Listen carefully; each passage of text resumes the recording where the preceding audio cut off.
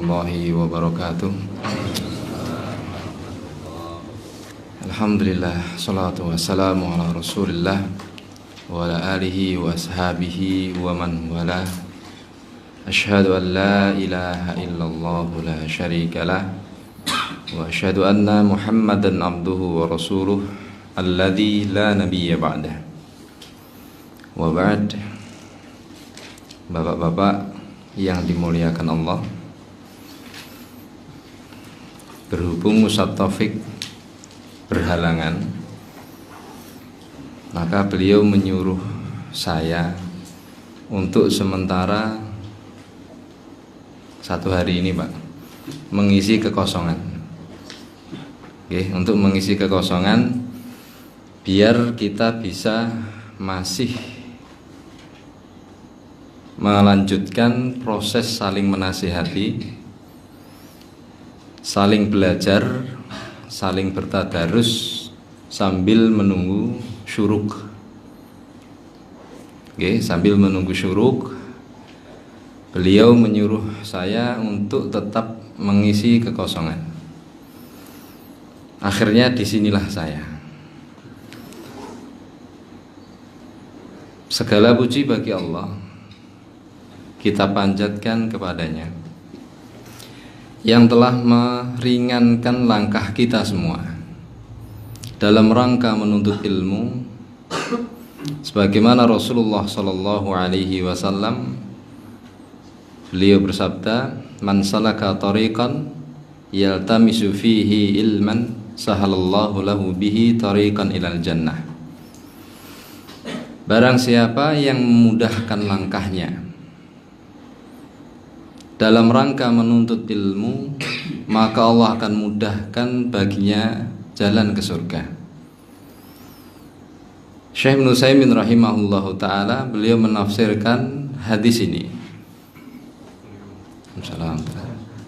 Ketika kita mau berlelah-lelah, mau meringankan langkah menuju kepada ketaatan, menuju sunnahnya Rasulullah sallallahu alaihi wasallam, maka Allah akan ganti dengan apa, Pak?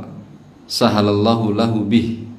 Allah akan mudahkan baginya meniti sirat. Allah akan mudahkan baginya meniti sirat yang terbentang antara padang mahsyar dan surga, yang di bawahnya bergelora, bergejolak api jahanam. Yang jenengan sudah tahu sendiri sifat dari sirat, yang dijelaskan oleh Ibnu Rajab dalam kitab beliau At-Takhwifu Minan Nar tentang sifat-sifatnya sirat, yang namanya bukan Siratal Mustaqim, Pak. Sebagaimana kita waktu di SD mungkin atau di MI sering mendengar Siratal Mustaqim, yang artinya apa? Jalan yang lurus. Padahal sirat menika menanjaknya itu 500 tahun, menurunnya itu 500 tahun, dan datarnya itu 500 tahun, dan sifatnya, karakternya sirat adalah tidak mau diinjak. Pripun, Pak? Lak jembatan mboten purun diitung niku pripun? Jenengan liwat pundi? Setiap dia diinjak, maka karakter dia selalu bergoyang. Bagaimana caranya orang di atasnya itu bisa jatuh? Itu karakter penciptaannya sirat. Nah, Syekh Utsaimin rahimahullah ta'ala, kalau kita mau meringankan langkah kita, berlelah-lelah di atas sunnah, tetap tegak, tetap tegar di atas sunnah, apapun yang terjadi, maka Allah akan tegakkan langkah kita. Allah akan tegarkan kaki kita meniti sirat. Maka alhamdulillah, datangnya kula panjenengan kemari, mohon apa ya, bahasa saya nyampur, Pak. Mau basa halus bahasa Aceh nggak bisa. Basa halus terus ya grotal gradul nggih ngenten iki akhirnya enggak jelas. Jadi alhamdulillah saya dan panjenengan dimudahkan Allah untuk menuju ke masjid ini, untuk melakukan ketaatan demi ketaatan yang semula memang kita niatkan untuk menghidupkan syiar-syiar Islam, untuk menghidupkan sunnahnya Rasulullah Sallallahu Alaihi Wasallam. Meskipun dingin yang menerpa, meskipun gunjingan-gunjingan orang yang terus terdengar, tetapi ketika kita tetap kokoh di atas sunnahnya Rasulullah Sallallahu Alaihi Wasallam, maka itu modal kita, Pak. Modal kita untuk apa? Untuk meniti kesulitan demi kesulitan setelah kematian, mulai dari alam kubur hingga padang mahsyar, hingga yaumul hisab, hingga akhirnya setiap orang yang beriman pasti akan meniti sirat. Adapun orang kafir enggak, Pak. Ini sebagaimana dalam kitab At-Takhwifu Minan Nar yang dikarang oleh Syekh Ibnu Rajab. Setiap yang dihisab pasti akan melalui sirat. Kalau begitu orang munafik yang kemunafikannya menuju kepada kekufuran, dan orang kafir dan orang musyrik, mereka tidak melalui sirat, tetapi langsung nyemplung ke jahanam. Lah kita ini semoga jangan berharap wah engko ning sirat, no, jangan berharap langsung, Pak. Wah, iki engko iki enggak melalui sirat, no, jangan, Pak. Dan jangan pula kita muga-muga engko enggak melalui sirat, atau muga-muga engko jalan tol mujahid. Nah, itu Pak, bingung kalau pada nyanjang nih. Jangan berharap kita melewati sirat itu, Pak. Makanya napa? Perbanyak amalan-amalan yang bisa menerbangkan kita. Perbanyak amalan-amalan yang bisa mengantarkan kita secara kilat dari padang mahsyar menuju ke surga. Dengan apa? Memperbanyak hafalan surat napa? Al-Baqarah kali Ali Imran. Kemudian surat Al-Mulk. Surat Al-Mulk yang bisa memberikan apa? Syafaat. Minimal meringankan langkah-langkah kita, proses-proses kita nanti di yaumul qiyamah. Alhamdulillah kita di sini sudah menempuh jalur tersebut, insya Allah, dan semoga kita tetap istiqomah hingga ajal menjemput kita. Amin ya rabbal alamin. Salawat beriring salam kita haturkan kepada Rasulullah Sallallahu Alaihi Wasallam, yang dengan ajaran dari beliaulah kita didik anak-anak kita, yang dengan tuntunan dari beliaulah kita bekerja, dan dengan ajaran dari beliaulah kita bertetangga, bermuamalah, dan mengerjakan seluruh amal perbuatan sebagai bentuk peribadatan kita kepada Allah Subhanahu wa taala. Baik, kita lanjutkan bab kita insya Allah. Kalau bab ini kayaknya kok terus-terusan itu, Pak, ya. Maksudnya ini bukan bab, cuma untuk kesempatan kali ini kita akan sedikit membuka bab husnul khuluq dari kitab Riyadhus Shalihin syarh Syekh Muhammad Ibnu Utsaimin rahimahullah ta'ala. Sebagaimana jenengan ketahui, keutamaan dari husnul khuluq, keutamaan dari akhlak yang baik, yang mana Rasulullah Shallallahu Alaihi Wasallam beliau pernah bersabda, ma min syai'in asqalu fi mizanil mu'min yaumal qiyamati min husnil khuluq.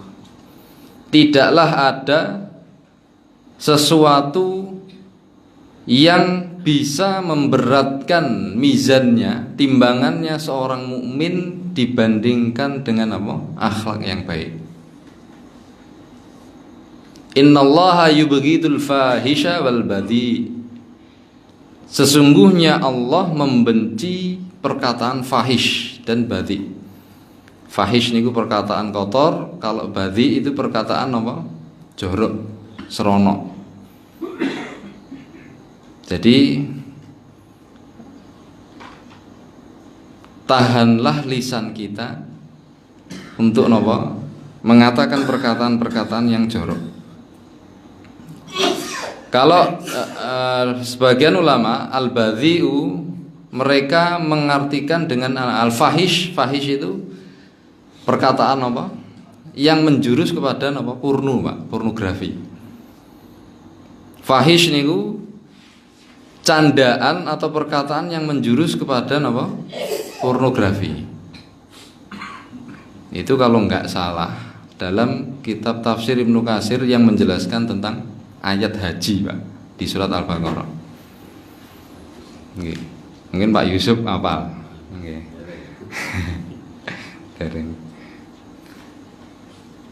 Allah Subhanahu wa taala berfirman dalam surat Al-Qalam ayat 4 yang mengatakan wa innaka la'ala khuluqin azim. Sesungguhnya engkau wahai Muhammad la'ala khuluqin azim. Pasti atau mempunyai akhlak yang agung. Kemudian surat Ali Imran ayat 134 Allah berfirman wal kadhiminal ghaidha wal 'afina 'anil nas. Dan yang menahan amarah wal 'afina dan memaafkan manusia. Kemudian dari Anas radhiyallahu anhu qala kana Rasulullah sallallahu alaihi wasallam ahsanan nasi khuluqan. Sesungguhnya Rasulullah sallallahu alaihi wasallam adalah manusia yang paling baik akhlaknya. Jadi bapak-bapak yang dicintai Allah Subhanahu wa taala, dari ayat dan hadis di atas kita bisa melihat bahwasanya akhlak itu menempati peranan yang sangat penting dalam kehidupan sehari-hari kita dan kehidupan beragama kita. Okay. Rasulullah Shallallahu Alaihi Wasallam itu diutus untuk menyempurnakan akhlak. Innama bu'istu liutammima mahasinal akhlak atau makarimal akhlak dalam riwayat yang lain. Sesungguhnya aku diutus untuk menyempurnakan akhlak yang baik. Lah Kanjeng Nabi menika diutus ten pundi, Pak? Ten Arab. Arab tersebut, Arab itu adalah negeri yang peradabannya sudah lumayan maju pada saat itu. Baik dalam hal apa? Sedekah. Baik dalam hal menyambut tamu dan yang lainnya. Jadi orang Arab jangan diajari napa? Akhlakul karimah. Meskipun ada beberapa perbuatan mereka yang melanggar syariat. Jadi bapak-bapak yang dicintai Allah Subhanahu wa taala,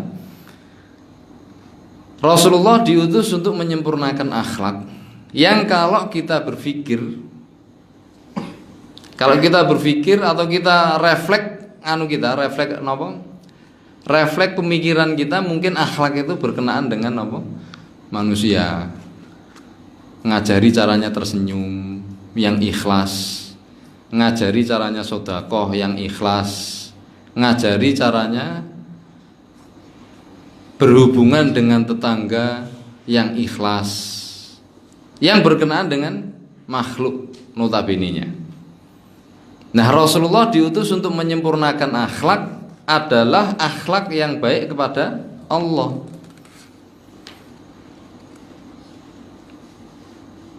Qala al-Hafidz an-Nawawi rahimahullahu taala babu husnil khuluqi, yakni babul hassi alaihi wa fadilatihi wa bayanu man ittasafa bihi min ibadillahi wa husnul khuluqi yakunu ma'allahi wa yakunu ma'a ibadillah. Imam Nawawi rahimahullahu taala beliau menegaskan bahwasanya akhlak yang baik itu sangat-sangat dianjurkan untuk kita, sangat-sangat ditekankan untuk kita miliki, karena memiliki napa? Fadilatihi, keutamaan. Dan beberapa penjelasan di nas-nas Al-Quran dan hadis yang mensifati tentang hamba-hamba Allah yang berakhlak mulia. Akhlak yang mulia terbagi menjadi pinten? Dua. Akhlak yang mulia di sini dikatakan husnul khuluqi yakunu ma'allahi wa yakunu ma'ibadillah. Jadi ada dua. Husnul khuluq yang berkenaan dengan Allah dan husnul khuluq yang berkenaan dengan hamba-hamba Allah, dengan makhluk-makhluk Allah. Nah, jadi diutusnya Rasulullah untuk menyempurnakan akhlak. Intinya adalah menyempurnakan tauhid. Intinya adalah menyempurnakan kecintaan makhluk terhadap Rabb-nya, untuk menyempurnakan ta'aruf atau ma'rifat hamba dengan Rabb-nya, mengenalkan, Pak. Itu akhlak yang baik. Amma husnul khuluqi ma'allahi fahuwa ar-ridha bihukmihi syar'an wa qadran. Yang dimaksud akhlak baik kepada Allah adalah ar-ridha bihukmihi, ridho atau rela terhadap seluruh hukum-hukum Allah syar'an wa qadran. Baik hukum itu berupa syariat atau napa? Qadran itu takdir, napa? Ketetapan.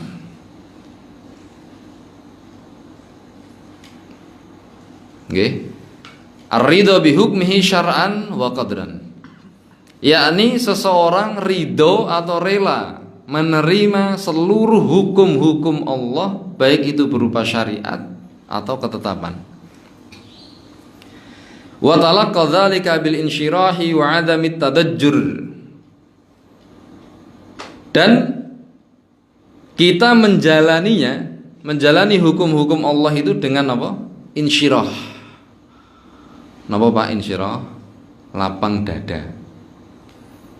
Wa 'adami tadajjur, dan tidak ada kegerundelan di dalam hati kita.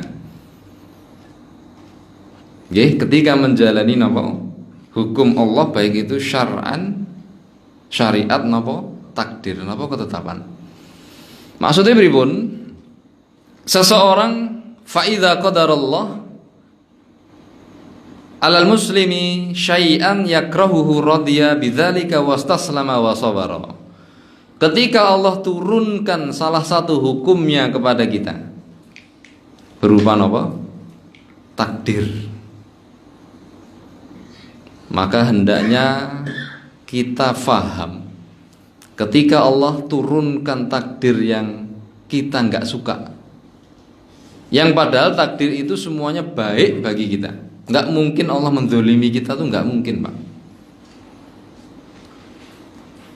Seperti kita lihat di Lombok, nah gitu, sama Mas Dodi kemarin. Mas Dodi Masya Allah udah ke Lombok, melihat apa? Kehancuran yang luar biasa yang kami sendiri nggak pernah melihat kehancuran yang begitu hebatnya, Pak. Kalau dibanding dengan bencana yang sebelumnya di Indonesia, kehancuran yang merata satu pulau. Kok bisa seperti itu gitu. Dan itu adalah salah satu hukum Allah, Bukan hukuman, Pak. Hukum Allah yang berupa apa? Ketetapan. Nah, ketika seorang muslim menerima seperti itu, hendaknya dia faham siapa yang memberikan hukuman tersebut. Jangan dia melihat apa? Hukumannya, tapi hendaknya dia melihat siapa yang menurunkan hukuman, yakni Allah. Kalau kita melihat hukuman, kalau kita terus merasakan hukuman dan kita terus berkonsentrasi terhadap hukuman, maka stres, Pak, gitu. Maka kita akan depresi. Kenapa? Karena kita melihat hukuman. Ketika Allah kirimkan teguran kepada kita, ketika Allah kirimkan hukuman kepada kita, maka yang kita lihat adalah apa? Bencana itu siapa yang mengirim? Yang mengirim adalah Allah. Dan Allah nggak mungkin menzalimi hamba-hambanya. Setiap yang Allah kirimkan untuk kita itu terbaik, Pak, bagi kita. Makanya dalam Al-Fatihah, napa? Alhamdulillahi Rabbil Alamin. Segala puji dan segala hal-hal yang baik itu semuanya untuk Allah. Lah jenengan masih gerundel. Aku ki wis jalan ki sunnah, wis jenggoten, wis cingkrangan. Kok sik? Lho, nah niku. Nah, niki kok wademen to, Mak nggih. Kula mboten biasa asenan nih.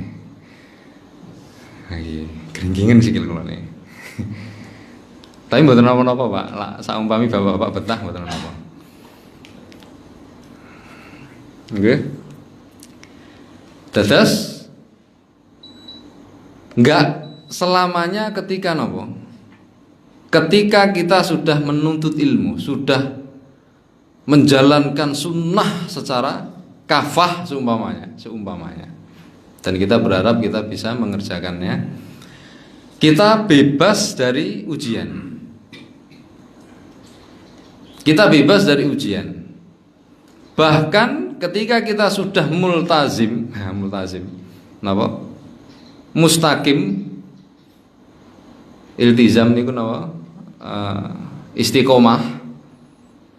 Yang Ustaz Taufik mengistilahkan multazim itu untuk sinten? Untuk kelompok-kelompok yang mutasyaddid. Itu mereka sering memakai kalimat ini, multazim. Beriltizam dengan apa? Ketaatan atau beristiqomah di atas ketaatan. Nah, ketika kita kuat dalam istiqomah menjalankan sunnah, maka ujian yang kita terima pun nggak sama, Pak, dengan orang yang awam. Jenengan pasti ingat seorang tabi'in yang tangannya putus, kakinya putus, yang tersisa cuma apa? Mulut, lidah, dan pendengaran dan hatinya. Lisan, pendengaran, dan hatinya. Tetapi setiap hari dia mengatakan apa? Alhamdulillahi hamdan katsiran thayyiban mubarakan fihi ghairu makfiin wala mustaghnan an. Setiap hari, Pak, alhamdulillahi hamdan katsiran. Sampai ada pengelana padang pasir, pengembara padang pasir atau kafilah dagang yang nggak sengaja mampir di tenda tersebut, lalu mendengar zikir alhamdulillahi hamdan katsiran thayyiban mubarakan dan seterusnya. Segala puji bagimu ya Allah yang telah memberiku nikmat yang sangat banyak, yang nikmat tersebut nggak kau berikan kepada yang lainnya. Begitu terus, Pak, yang dia ucapkan. Lah si pengembara tadi heran, iki wong iki kok pede men. Wong iki kok pede men dongane kaya ngono kuwi. Kok dhek duwe nikmat yang enggak dikasih ke orang lain. Setelah masuk ke tendanya ternyata apa, Pak? Seorang cacat. Masya Allah. Tangan mboten wonten, sikile mboten wonten. Terus ditanya, Mbah, lho, basa kita niki, Syekh, jenengan iki kok bersyukur terhadap nikmat Allah, sedangkan Anda memiliki seperti ini, rumahnya jenengan seperti ini. Lalu si ulama tadi mengatakan, bukankah aku masih mempunyai lisan untuk berzikir? Bukankah aku masih mempunyai apa? Telinga untuk bisa mendengar azan? Bukankah aku masih memiliki hati untuk selalu ingat kepada Allah? Itu adalah nikmat terbesar yang aku miliki. Masya Allah. Lalu menangis Pak si pengembara tadi. Nah, orang ini punya ilmu, nggak tahu Pak kalau ini seorang ulama besar, nggak tahu dia. Terus orang ini kok mempunyai syukur yang luar biasa. Tapi nggak cukup sampai situ Pak, penderitaannya si mbah tadi, si ulama tadi, penderitaannya nggak sampai situ. Apa yang dirasakan lagi Pak? Mungkin jenengan tahu ceritanya. Si ulama tadi, nama Pak? Iya, loh Mas Fatih sama ya. Aku nel Mas Fatih. Si ulama tadi ternyata mempunyai seorang putra Pak. Masya Allah. Saya setiap membaca cerita ini, kok kita ini bukan siapa-siapa gitu loh, dalam menerima cobaan dari Allah.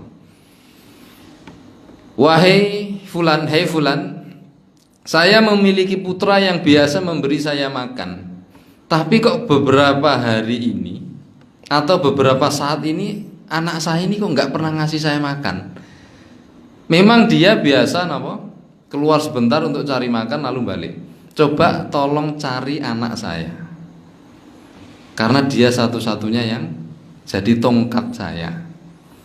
Ternyata meninggal dunia di atas sebuah bukit dalam keadaan terkoyak-koyak, dimakan serigala. Masya Allah. Lalu si pengembara tadi balik ke tenda, lalu mengatakan wahai ulama, wahai syekh, kira-kira Anda sama Nabi Ayub itu lebih besar mana ujiannya? Nah, jadi sebelum mengatakan Pak, keadaan anaknya, dia nggak langsung pergi ke tenda lalu mengatakan Syekh anak jenengan mati, mboten. Inilah adabnya Pak, untuk meringankan beban ujian dari kaum muslimin. Gitu, Syekh, apakah Nabi Ayub dan Anda, manakah yang lebih hebat ujiannya, Nabi Ayub dan Anda? Maka Syekh tadi mengatakan jelas Nabi Ayub yang lebih penderitaannya lebih daripada saya. Manakah yang lebih sabar? Jelas Nabi Ayub lebih sabar. Manakah yang lebih utama, Anda atau Nabi Ayub? Nabi Ayub. Nabi Ayub kehilangan anaknya, Nabi Ayub kehilangan ini semuanya. Lalu dikatakan Syekh, anak Anda meninggal dunia, dimakan serigala, saya nggak bisa lagi bawa jasadnya. Gitu. Kemudian Syekh itu malah mengatakan alhamdulillah lagi Pak. Masya Allah. Tapi setelah itu meninggal dunia, wafat. Barulah pengembara itu tahu dari pengembara yang lain kalau si mbah ini, si syekh ini adalah seorang ulama besar pada zaman itu, yang menyendiri di tengah padang pasir. Maka Bapak yang dimuliakan Allah, azani Allah wa iyyakum jami'an, inilah bukti husnul khuluq, akhlak yang baik, seseorang ridho terhadap ketetapan Allah. Apakah cukup di situ? Tidak Pak. Seseorang yang ridho terhadap ketetapan Allah, belum tentu dia ridho terhadap hukum Allah yang berupa syariat. Contohnya ada seorang yang dia rela ketika diberikan ujian. Ya, ketika dia diberi kebangkrutan, ketika dia diberi kepailitan, seluruh hartanya habis, tapi dia mengatakan wes ora apa-apa Mas, wong kabeh nggone Allah kok. Iki kan titipan. Masya Allah Pak, luar biasa.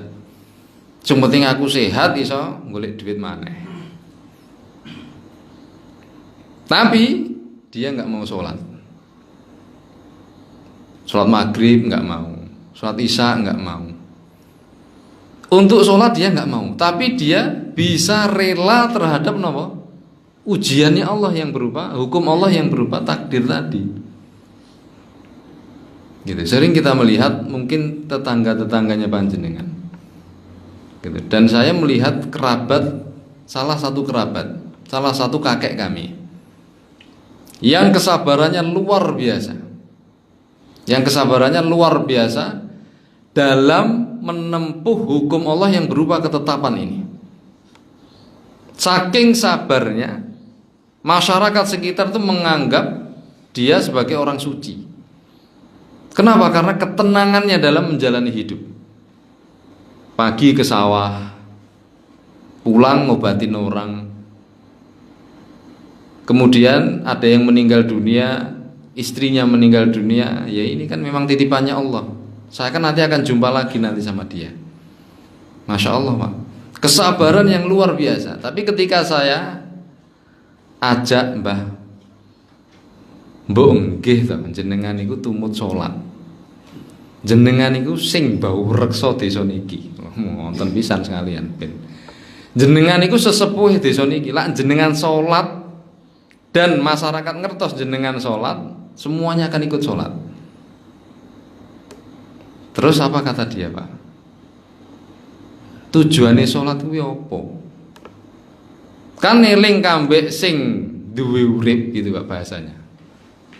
Eling kambek sing duwe urip dan apik karo tangga teparu. Kuwi ta tujuane salat. Memang bener Pak nggih.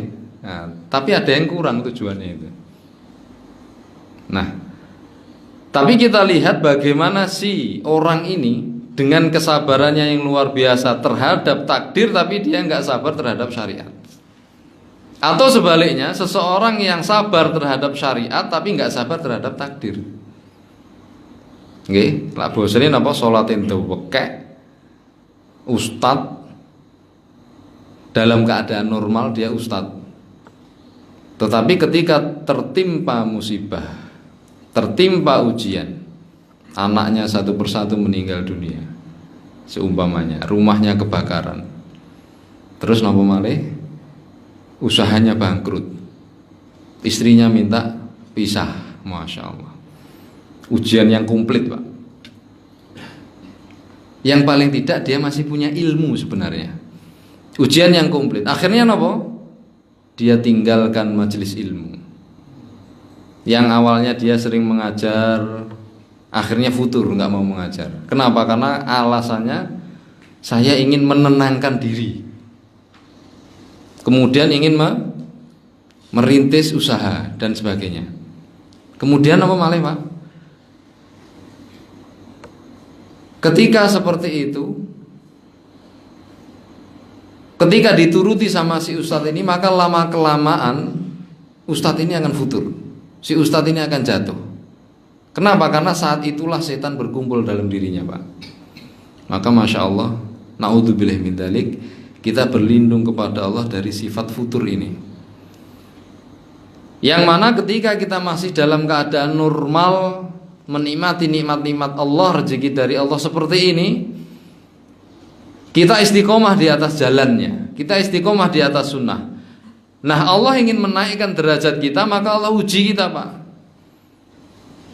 Ujiannya anak kelas 1 naik kelas 2 itu nggak sama dengan ujiannya anak kelas 6 mau naik ke SMP Pak. Nggak sama. Nah, kalau ujiannya anak kelas 6 dikasihkan ke anak kelas 1, baru gurunya zalim. Dan kalau ujiannya anak kelas 1 dikasihkan ke anak kelas 6, gurunya juga zalim. Begitu pula dengan kita. Semakin tinggi ilmu panjenengan,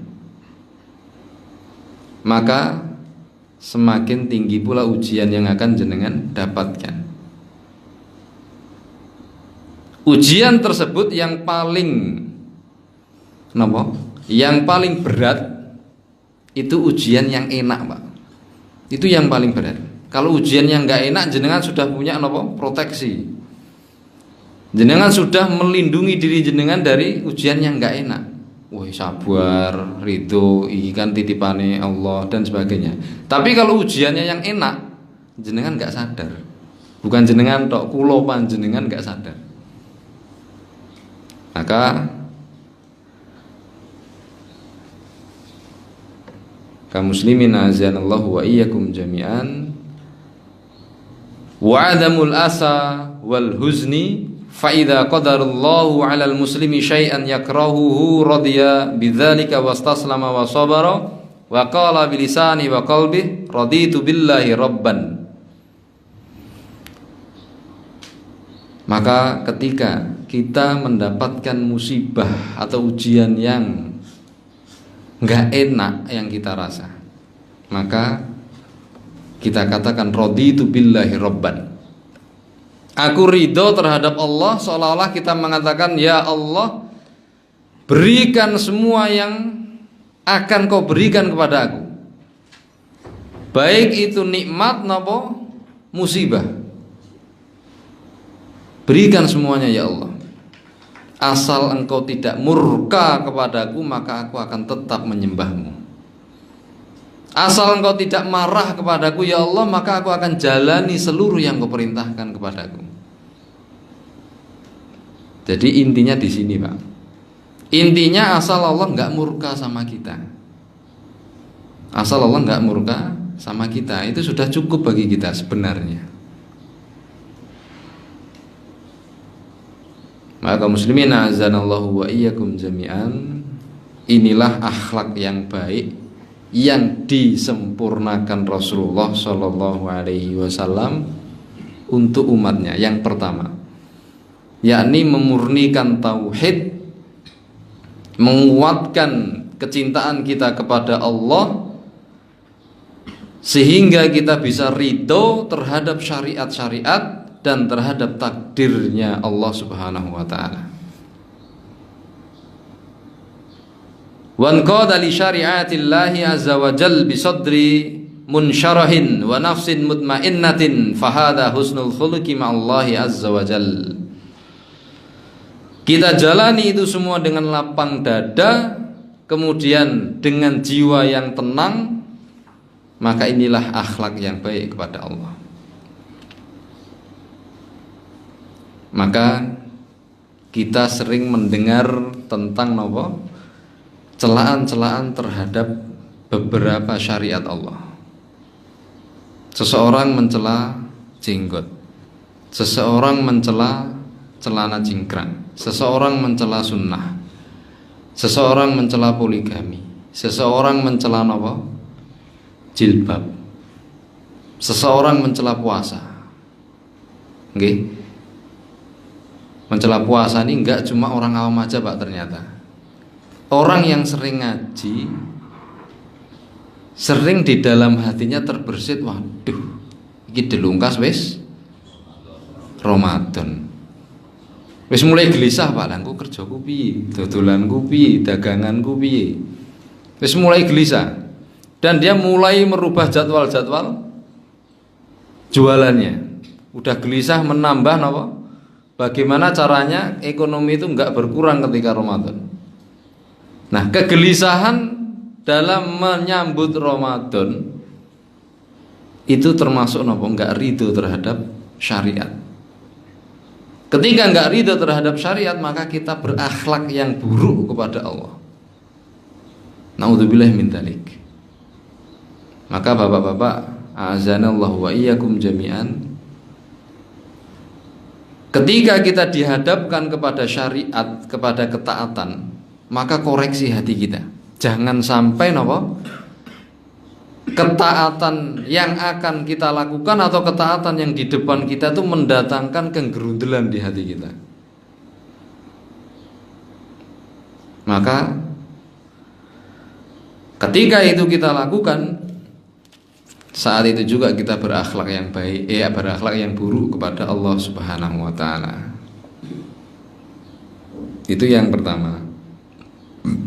Kemudian yang kedua adalah akhlak yang baik terhadap makhluk. Nggih, amma ma'al khalqi, kata Syekh Ibnu Utsaimin rahimahullahu taala, fayuhsinul khuluqa ma'ahum bima qalahu ba'dul ulama kafful adza wa badlun nada wa talaqatul wajah. Ini mungkin sudah sering kita mendengarnya. Sudah pernah kita, kalau di sini mungkin belum, tapi di beberapa ini sudah pernah dibahas.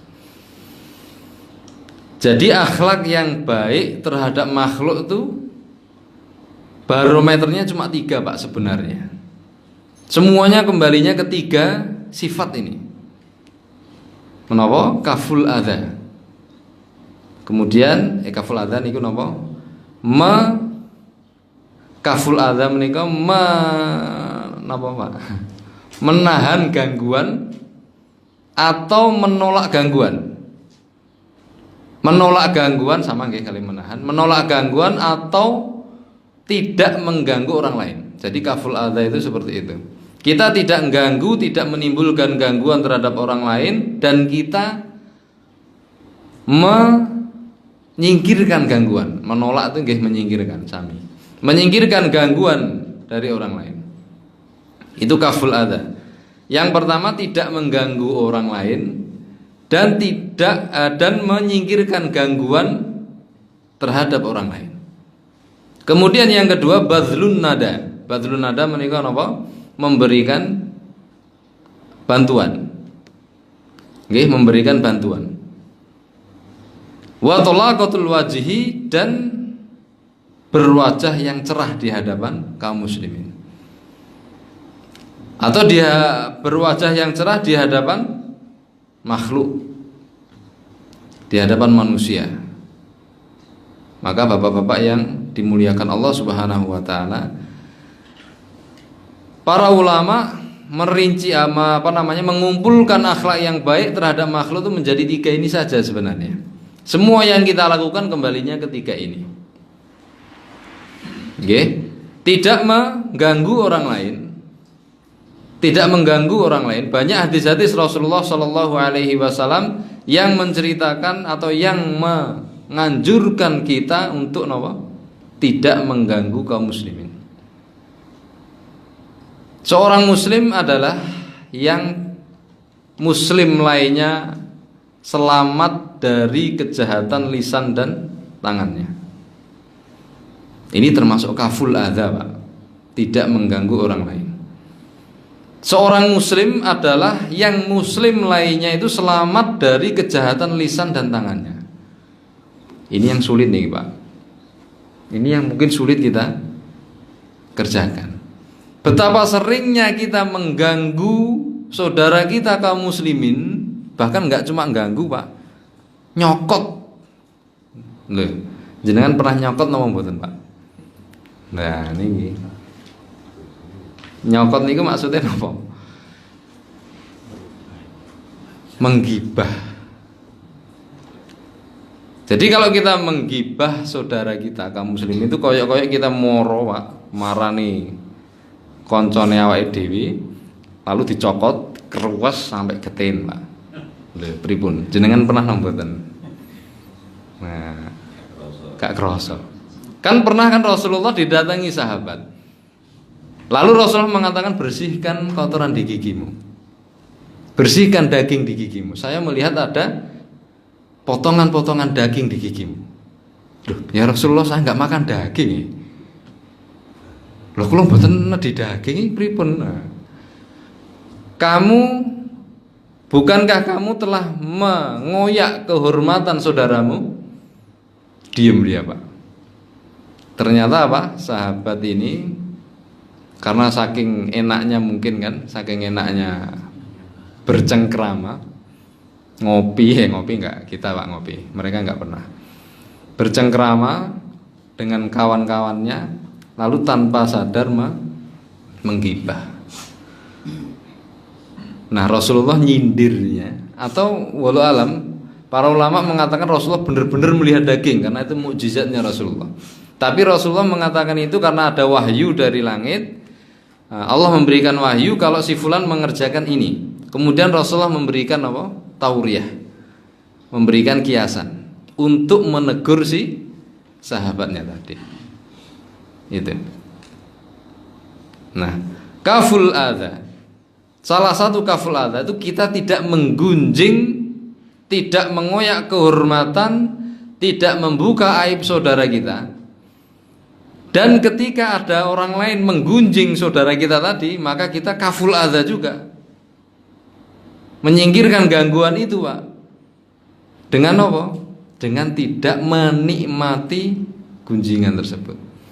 Dialihkan, Pak, gitu. Dialihkan bahan pembicaraannya. Nah, tapi nggih iman-iman biasanya. Nggih ngentekne kopi, kambek napa? Menggunjing kawan kita. Ini iman-iman lak dihentikan. Napa malih sing digunjing napa? Pejabat, mboten Ustaz. Pejabat, Pak, Masya Allah. Niki musim politik, gitu. Musim politik, subhanallah. Kalau sampai merinding, Pak. Karena setiap ketemu yang dibilang pasti itu, gitu. Pak Jokowi, Masya Allah. Sampai saya kemarin waktu di Lombok itu, Pak Jokowi itu jenengan tidur di rumah di kasur, Pak Jokowi itu tidurnya di stadion. Malam hari beliau bangun untuk melihat apa? Oh, kali Pak Didi nggih, lupa. Pak Didi pun ningali kula. Aku ora disebut-sebut. Pak Didi. Nggih, supen Pak ngapunten. Napa? Sampai lali. Napa, Pak? Pak Jokowi bangun untuk melihat apa? Keadaan pengungsi di situ, Pak. Masya Allah. Dan itu yang enggak disebut. Gitu. Dan saya tanya kepada yang kemarin si Pak Ustadz Siswadi namanya, gitu. Beliau sendiri yang mengatakan seperti itu. Iya, beliau bangun di malam hari, di tengah malam beliau bangun keliling. Ini kira-kira apa yang mau dikirim lagi. Nah itu yang enggak disebut oleh sinten, yang gunjing tadi, Pak. Nah untuk memutus tali, untuk memutus rantai makan bersama tadi, ya, makan bersama. Kita sebut makan bersama aja, Pak. Untuk memutus rantai makan bersama tadi, ya seperti itu. Nah, ketika saya mengatakan itu langsung sana, kok rasanya ra enak men iki pendukungnya. Wis enggak apa-apa, Pak. Masya Allah. Bukan masalah dukung enggak dukung, ini muslim, Pak. Gitu. Ini muslim, dikoyak kehormatannya. Lah kok kita malah ikut nyicipi loh, Masya Allah. Ngasih bumbu, Pak. Naudzubillah min dzalik. Maka kaful adza itu sebenarnya sudah mencakup akhlak yang baik, sebenarnya mewakili. Terus salah satu kaful adza lagi napa? Menyingkirkan batu di jalan. Menyingkirkan batu, menyingkirkan kaleng minuman di jalan, menyingkirkan apa? Duri enggak ketok, Pak. Sing ketok ya, Pak. 50.000 di jalan itu diselamatkan, Pak. Tolong diselamatkan. Terus napa? Ranting pohon atau pohon yang jatuh. Nah, ketika kita melihat saja, ini sering saya kasih napa? Kiasan.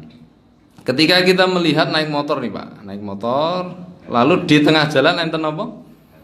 Enten halangan, napa enten kucing nyengkruk tengah jalan, atau ada kaleng minuman lah segar itu loh, Pak.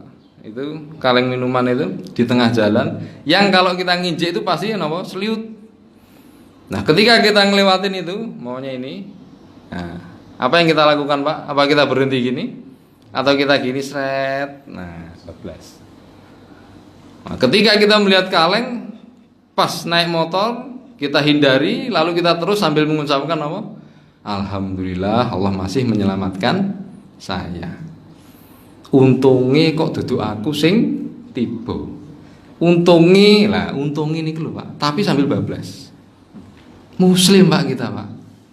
Jenggoten, Masya Allah. Ketika kita ngelihat seperti itu, ya seharusnya enek minggir. Nggih, minggir tapi ditingali kanan kiri, Pak. Ditingali kanan kiri lalu diambil. Atau lak malu jenengan ngambil, tendang aja. Nah, ditendang. Koyoke kok nesu ngoten. Nah, ditendang ke pinggir. Nah, baru kita lanjutkan perjalanan. Ketika jenengan menemui kejadian seperti ini, bisa jenengan lihat, bisa jenengan nilai, bukan jenengan dong nggih, kok kula panjenengan kok bosone kok ra enak men. Bisa kita lihat kula panjenengan iku ketika melihat kejadian seperti ini apa yang kita lakukan selama ini. Nah, kalau kita berhenti lalu menyingkirkan, maka masya Allah, alhamdulillah kita masih punya akhlak yang baik terhadap makhluk, menjalankan sunnah yakni menyingkirkan gangguan. Tapi ketika kita seliut kemudian kita bablas sambil gerundel, miso, mboten bareng Pak miso Pak. Pak Yusuf sering miso biasa. Konangan. Nah, ketika kita malah ngelok nih, wes memang orang genah, wong sing gua kaleng. Malah ngelok nih mengutuk Pak, akhirnya kutukan kita naik ke langit. Laknat kita naik ke langit. Gitu. Maka naudzubillah min dzalik, ya minimal kita berusaha untuk berakhlak yang baik. Mungkin cekap semanten ngapunten kalau ada kesalahan dalam mengucapkan, dan itulah bukti kalau saya memang masih belajar. Dan kalau ada benarnya yang dijelaskan tadi, maka itu adalah irsyad taufik dari Allah Subhanahu wa taala. Aku qouli hadza astaghfirullah li wa lakum innahu huwal ghafurur rahim. Rabbighfirli wa tub alayya innaka antat tawwabur rahim. Pertanyaannya nanti sama Ustaz Taufik aja Pak nggih. Nanti Ustaz Taufik biar negur saya. Jenengan itu maksudnya apa gitu. Subhanaka Allahumma bihamdika asyhadu an la ilaha illa anta astaghfiruka wa atubu ilaik. Wassalamualaikum warahmatullahi wabarakatuh.